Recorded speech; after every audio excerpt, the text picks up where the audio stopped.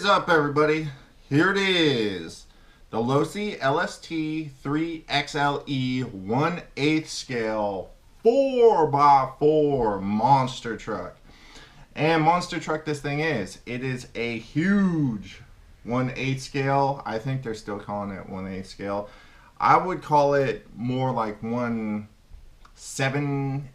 maybe 6-ish scale, but regardless of anything, it is definitely big and very, very cool. All right, let's go over the boring stuff first. All right, so you get your bag of tools. So this has a bunch of different tools, and it has the 4 AA's to get you started. It is a 17mm wheel wrench, T-wrench. You have 4 or 5 Allen keys. That's pretty cool. A couple little plastic tools in here that are probably specifically for this thing. And you do get a bind plug in there. That's pretty sweet. So the transmitter, not even going to talk about it. Come on, Horizon Hobby. Oh, but look at this. They have a pamphlet in here where they are wanting you to buy upgrades for this thing. Isn't that nice? Other than that, you get these 2 little leads in here. Those, I am not sure what those are for, but I'm pretty sure I'm not going to find out either. Other than that, they do have your owner's manual in here. Make sure you go through it if you just to be familiar with everything on this truck. Losi or Horizon Hobby, whatever you want to call them.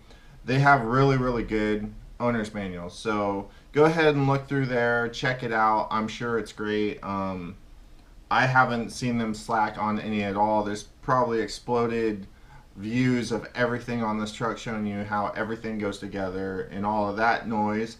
And make sure you read the owner's manual. Yeah. Alright, so getting to the truck. As I said, this thing is big. When I first pulled this thing out of the box, I wasn't sure. It's got the kind of futuristic, blocky, like stealth fighter, square, different angle style stuff. I wasn't sure if I liked it at first. I'm still kind of on the fence about it, but it has skulls, and I love skulls. See that skull right there? That's cool. The body design, I'm not sure of, but how the body looks, like the graphics and everything, I do like. I don't know. It might grow on me. I might not like it. I'm just not sure about the look of this truck. I will do a close pan around so you guys can see the whole thing. But as far as the tires, I love the look of the tires. The tires and the wheels look amazing. They don't feel very good though. They feel a little hard, but hey, you know, some tires that feel soft and like they're gonna do well end up not doing well at all, and some tires that don't feel the best out of the box tend to do very well. So we will have to see, but as far as the tread pattern and the wheels look, the anodized looking blue, right on. You guys did good with the appearance of this thing. Other than this, I really, really wish they would have upgraded this wheelie bar. From experience on the XXL, these things break off relatively easily.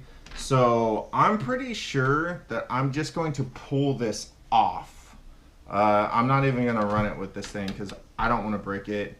I will probably put it back on or use it for a speed run or something like that, but when I'm bashing, I'm going to take that off for sure.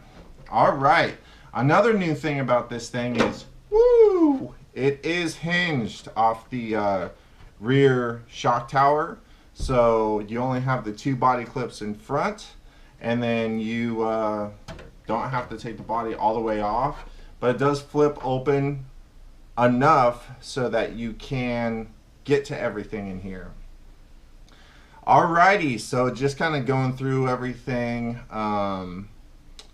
as always, we'll start in the rear and we'll work our way forward. So this is, as I said, a 4-wheel drive monster truck. It is independent suspension, front and rear. The rear has typical H-arms with a couple mounting positions on the actual A-arm, and then you have 3 on the shock tower. The shock tower is plastic, but it's pretty thick.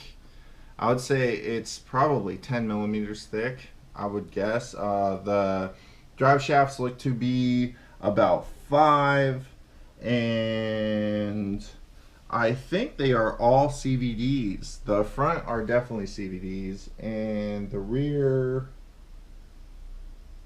looks like a CVD. Don't quote me on that. I can't really see in there, but it does definitely look like a CVD. Moving forward from that, you have your 2 battery trays, adjustable thing here. It doesn't look like very big packs can fit in there. I'm not sure about these battery trays. This is a completely redesigned chassis, so there's a lot of different stuff on here. It does have this opening in the center. Why would you do that? That's just gonna get junk up in there, right where your batteries are. So I'm not sure why they left this hole here to cut down on weight or something, but I am not a big fan of that. Nope. The center drive shaft is really small too. It is really small. It's like 3 millimeters. They do have your plugs mounted on the chassis. Again, not a big fan of that. Moving forward, you do have your dynamite fuse electronic system, a 3 to 6S capable 150 amp ESC, and your 2200 kV 4-pole brushless motor. And these are waterproof, so that is a good thing. And here, instead of having a dual steering servo setup, you have a 1 waterproof 5th scale servo that is 18 kg Spectrum servo, and it is, as I said, waterproof. So your electronics on this thing are waterproof and ready to go in the water. I wouldn't completely submerge this thing, but I would say splashing around in the water and stuff should be fine. Moving forward from that, you have your same exact setup up front as the XXL, upper and lower A-arms. As I said, it is CVDs in the front as well. You do have your plastic shock tower, same thing as the rear. And you've got your huge Losi shocks. And I mean, the suspensions on these things are next to the best. I love the suspension setups on these LST rigs. The only thing I would say would be better is probably Techno. They do work very well for jumping and everything. You do have adjustable turnbuckles, so toe in and out will be adjustable. It is not a pillow ball suspension, so I don't see your camber being adjustable, but everything else is good to go. The front bumper feels pretty solid. As I said, I don't like the rear wheelie bar. I wish they would have upgraded that and did a less, just kind of something built into the truck instead of just kind of hanging out here, being easy to break off. But this thing is 23 inches long, not including the wheelie bar. So from here to here, 23 inches long. It is 18.5 inches wide. It's a wide boy. 10 and 3/4 inches tall, so almost a foot tall. And it is said to weigh 15.5 pounds. I'm guessing that is without batteries.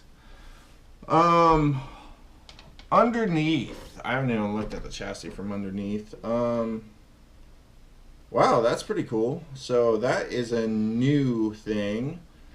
But from underneath, you can see you've got these numbers here. I'll get a close-up for you guys. I'm guessing that's going to be for pinions. So I'm pretty sure that is definitely the motor mount. So I'm guessing that's going to be for your pinions. You set it up in the hole you need for the size pinion you're running. As I said, this is a newly designed chassis, so we'll have to see how that does, but it does look pretty sweet other than this hole right here. I really don't understand that, especially right next to the battery trays. You're going to get rocks and stuff up in there with your lipos. I mean, it is a big, I'm sure it's powerful, and I'm sure this is a sweet truck. I can't wait to take it out. So I hope that is all the information you guys were wanting to hear about this. You know, go ahead and thumb up this video if you liked it. Thumbs down if you didn't. Stay tuned to Killer Off-Road Hobbies. There's a lot more coming at you.